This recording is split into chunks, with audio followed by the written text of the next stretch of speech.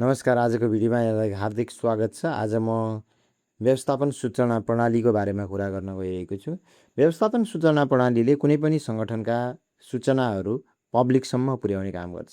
त्यसो त नेपालमा सूचनाको हक सम्बन्धी कानुनलाई कार्यान्वयनका लागि सूचनाको हक सम्बन्धी ऐन 2064 कार्यान्वयनमा रहेको छ। हामीलाई कहिलेकाहीँ कुनै विद्यालयमा अध्ययनरत बालबालिकाको सङ्ख्या, त्यहाँ कार्यरत शिक्षकको सङ्ख्या, त्यहाँ रहेका बालबालिकाहरूको जातिगत अवस्थाको विवरणहरू चाहिन्छ। त्यसका लागि आइएमआइएसमा सम्पूर्ण फिचर्सहरू थपिएको छ। अब तपाईँले विद्यालयलाई फोन गरेर विवरण, स्थानीय तहलाई फोन गरेर विवरणहरू मागिरहनु पर्दैन। तपाईँले आइएमआइएसको सफ्टवेयरको लागि अथवा आइएमआइएस वेब प्रणालीमा जानुभयो भने त्यहाँ चाहिँ आफूलाई चाहिएको सूचना प्राप्त गर्न सक्नुहुन्छ।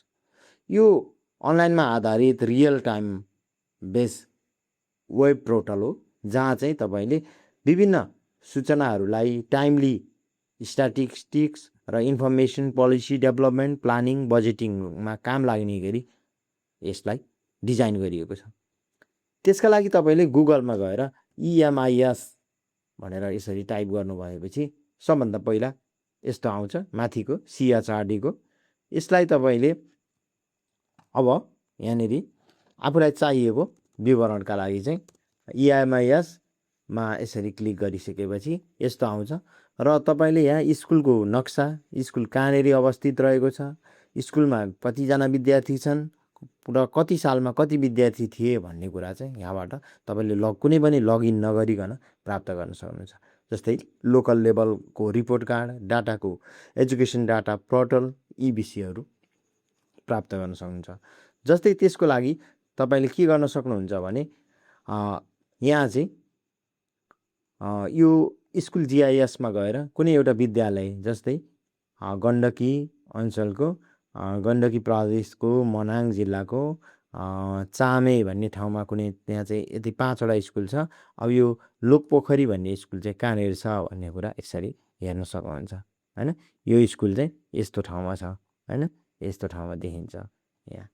अब जस्तै तपाईँले बागमतीको, धादिङको, होइन, ज्वालामुखीको,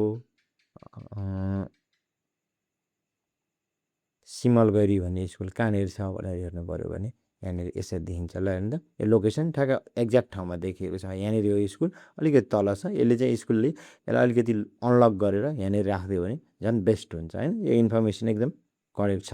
यहाँनिर चाहिँ यो सातभन्ज्याङ भन्ने ठाउँ हो, होइन। यसरी चाहिँ यो बाटो जान्छ भन्ने कुरा चाहिँ तपाईँले याद गर्न सक्नुहुन्छ। यसमा चाहिँ यो सँगै के राखिएको छ भने त्यो स्कुलमा प्रत्येक वर्ष कति विद्यार्थी पढेका छन्, हाल कतिजना विद्यार्थी छन् भन्ने, कुन कक्षामा कतिजना छन्, त्यहाँ टिचरले कति पढ्नु भएको छ भन्ने कुरा चाहिँ, टिचरको नाम चाहिँ देखाउँदैन, लेभलहरू चाहिँ देखाउँछ। यसलाई स्कुल रिपोर्ट कार्ड भन्छ। यो स्कुल रिपोर्ट कार्ड चाहिँ पब्लिकले नै हेर्न मिल्छ।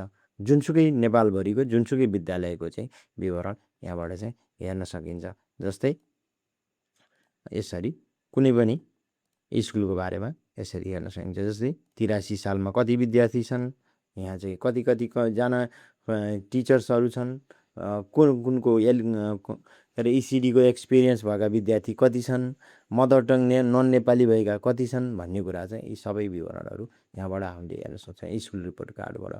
त्यसै गरी यसमा लोकल लेभलको रिपोर्ट पनि हेर्न मिल्छ। लोकल लेभलको रिपोर्ट चाहिँ यहाँनिर तपाईँले कुन चाहिँ लोकल रिपोर्टको लेभलको हेर्ने हो त्यहाँबाट चाहिँ तपाईँले हेर्न सक्नुहुन्छ। जस्तै यो 83 साल भयो, यहाँ चाहिँ यो स्थानीय तहको रिपोर्ट भयो। त्यहाँ चाहिँ कति विद्यार्थी छन्, कतिवटा स्कुल छ, जेन्डर वाइज कति छन्, होइन। यो सबै एक्सपिरियन्स चाहिँ तपाईँले यहाँ हेर्न सक्नुहुन्छ। यो चाहिँ विद्यालयले भरेको विवरणको आधारमा चाहिँ लोकल रिपोर्ट भन्छ। यो कुरा भयो।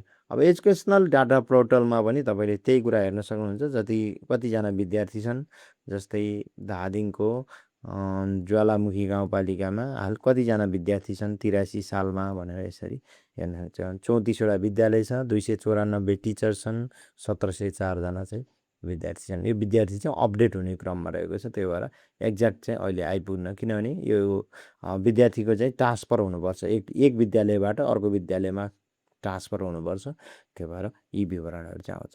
यो चाहिँ तपाईँले प्रयोग गर्न सक्नुहुन्छ। जोसुकै मान्छेलाई पनि इन्फर्मेसनको लागि चाहिँ नेपाल सरकारले यो पोर्टल ओपन गरेको छ, एपी अन गरेको छ। यसबाट चाहिँ तपाईँले आफूलाई चाहिएको विवरणहरू जोसुकैले पनि हेर्न सक्ने व्यवस्था चाहिँ यसमा भएको छ। आजलाई यति सूचना यहाँहरूलाई मैले सेयर गर्न चाहेँ। आजको भिडियोमा हेर्नुभएकोमा यहाँलाई धेरै धेरै धन्यवाद। यहाँको समय शुभ रहोस्।